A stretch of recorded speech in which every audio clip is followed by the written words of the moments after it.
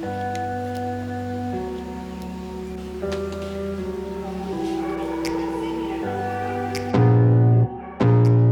guys, my name is Angela of Afro League, and I'm the one you should listen to when it comes to caring for your natural hair and growing long and healthy natural hair. Today's video I am going to be cutting my hair.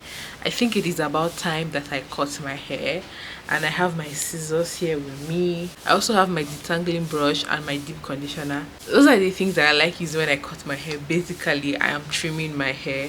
I like to trim my hair when I deep condition my hair, because the purpose of trimming your hair, right, is to get rid of tangled knots, split ends and all of that. And most times if you trim your hair when it is dry, you're likely going to feel like most of your hair is damaged, and that might lead you to cutting off more than you should. But if you trim your hair when it is wet and has conditioner on it, you're going to have the clearer picture of the ends, and you will know where to cut, so you don't cut more than necessary. A lot of people believe that cutting your hair allows it to grow, but it is a myth. It is not true. What trimming does is to get rid of tangles, to get rid of knots, is to get rid of split ends, right? And most times if you have tangles and knots in your hair, you're likely going to experience more breakage, and when you experience a lot of breakage, it's going to seem as though your hair is not growing. And that is why today I am going to show you how I like to trim my hair. This is not the only way I like to trim my hair. I have other methods that I use, but this one for me is like number one in that list, so I'm going to show you how I do that. We're going to be starting with freshly washed hair. So I shampooed my hair with a sulfate shampoo that made sure that it is properly clean, there is no product in my hair. And then after rinsing out the shampoo, I used an old t-shirt to dry my hair for about 5 minutes. And now we are here where I am detangling my hair and also going to trim my hair.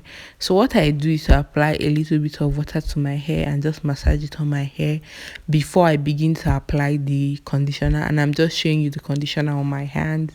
I generously applied the conditioner on my hair. While I was applying the conditioner on this section, I felt it was a little bit drier than I would want to. Then I applied some quantity of water. I don't even know the measurement to say, but I applied the water so that it would be easier for me to run my fingers through my hand, and it will also help the products to apply evenly on all of my hair strands.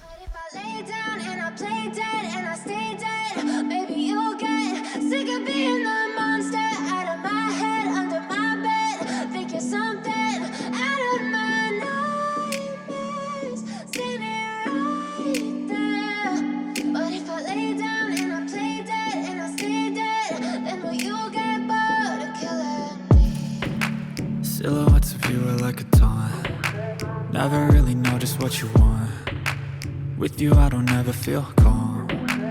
I can feel the sweat inside my palms. Play with me like cats and a string. You don't understand the pain it brings. You don't ever wanna give me wings. You don't ever wanna set me free. You know I'm addicted to you. Once I am done finger detangling my hair, this is the next stage of detangling, where I use my detangling brush to detangle my hair. This just helps me to properly go in there and separate every knot, every tangle and everything. And this also helps to elongate the length of my hair, so that when it comes to the time for me to cut my hair, chop those ends, my hair is, at the same length, and I don't have to worry about some strands being shorter and I don't get to the knot and all. I hope this explanation makes sense. You been gifted with the evil voodoo. Got me coming back for more even when I've been screwed. Dolls full of what I am doing here after I finish detangling my hair is I am feeling the ends of my hair, because there are some knots that you cannot see, but when you touch your hair you can actually feel them. So I use that sensation of me feeling those knots to know where I would cut. I don't have a particular length that I was going for. There are some section of hair that I felt more knots than the others, and I had to cut it more than I did with the other section. Like this section here, I actually went in the first time, then I felt if there was still knots on it, and there was, and I cut again. The thing with this method of detangling your hair is that the length may not be equal. No, it's not even may. Most times, 90% out of the time, the length of your hair will not be equal. So if you're one of those people that like to cut your hair in a way that it is uniform and it looks, aesthetically pleasing, this method may not necessarily be good for you. It is best you go to a professional to cut your hair. But if you don't mind the length of your hair not being equal, and like your goal is just to get all of the knots out and the split ends and all of that, then you can do this method.